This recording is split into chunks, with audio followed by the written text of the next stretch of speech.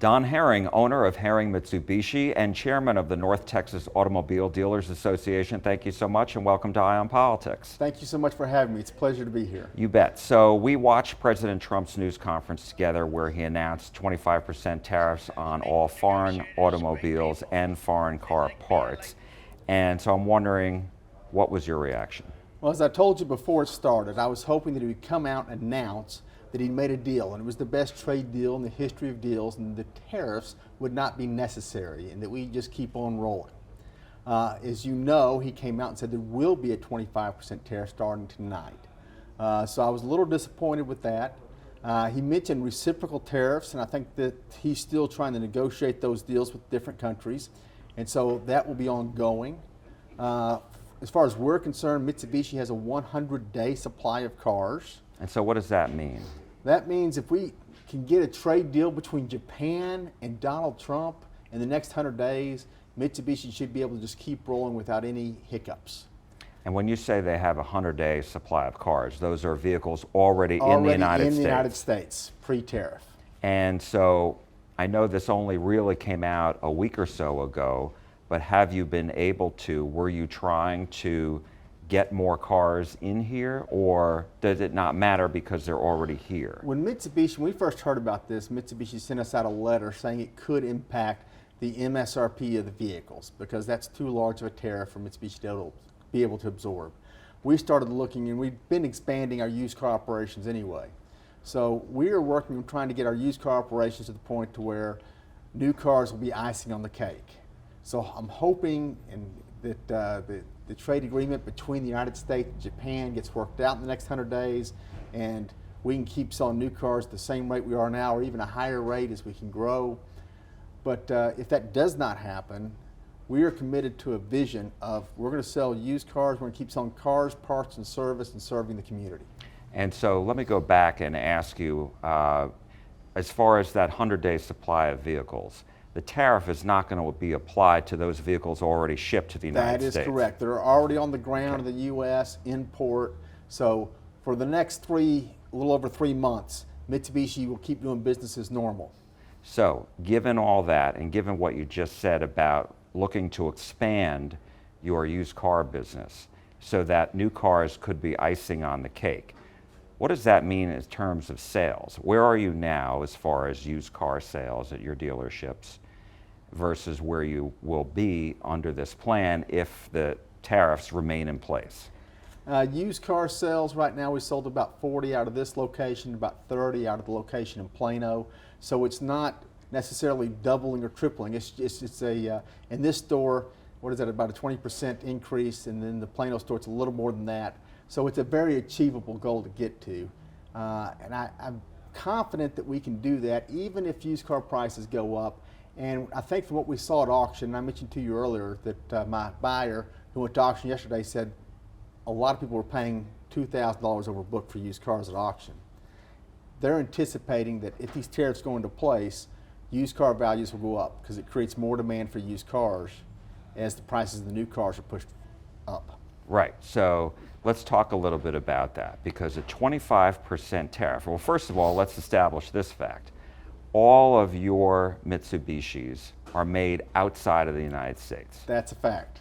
And so if, in fact, Mitsubishi goes through this 100-day supply you spoke about, and then the vehicles after that coming into your dealership and other dealerships across the country will have that 25% tariff on it. So what will that do to prices and, as a result, to your sales? Mitsubishi said they'd have to increase the prices. They did not tell us how much.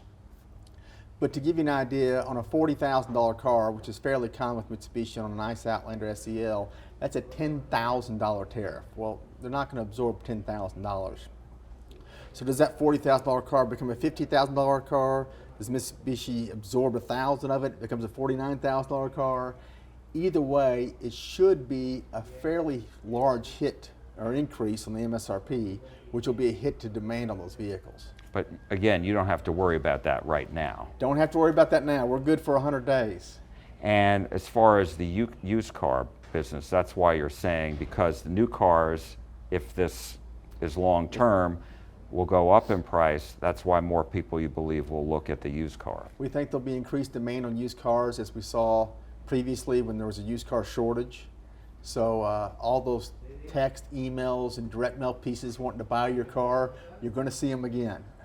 Good to know. And then, and then as far as employees, what has your message been to employees, and what is their level of concern about how this will impact your business and potentially them?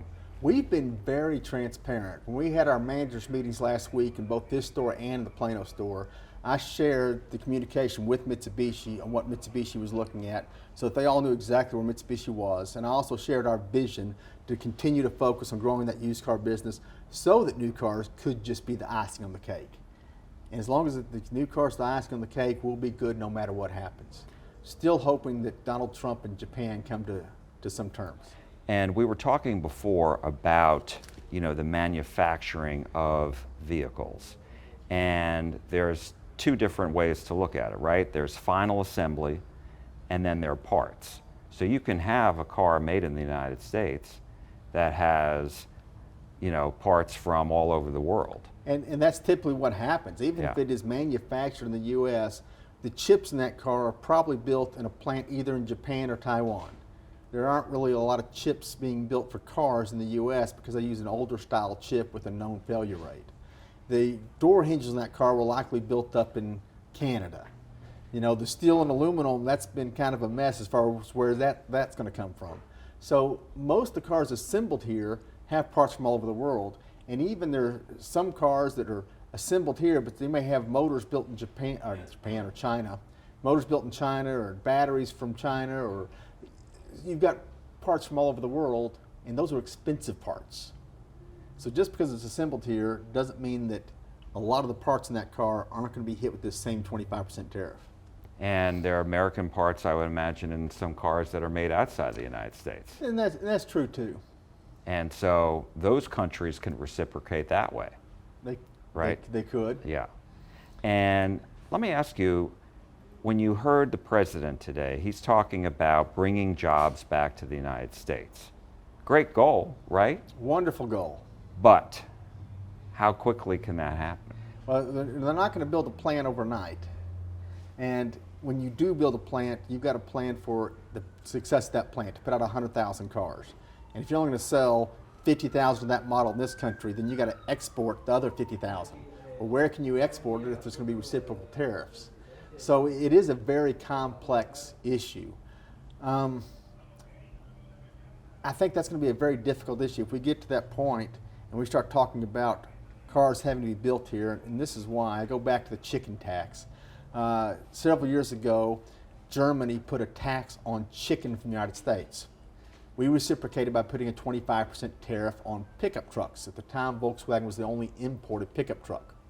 Today, we have no imported pickup trucks.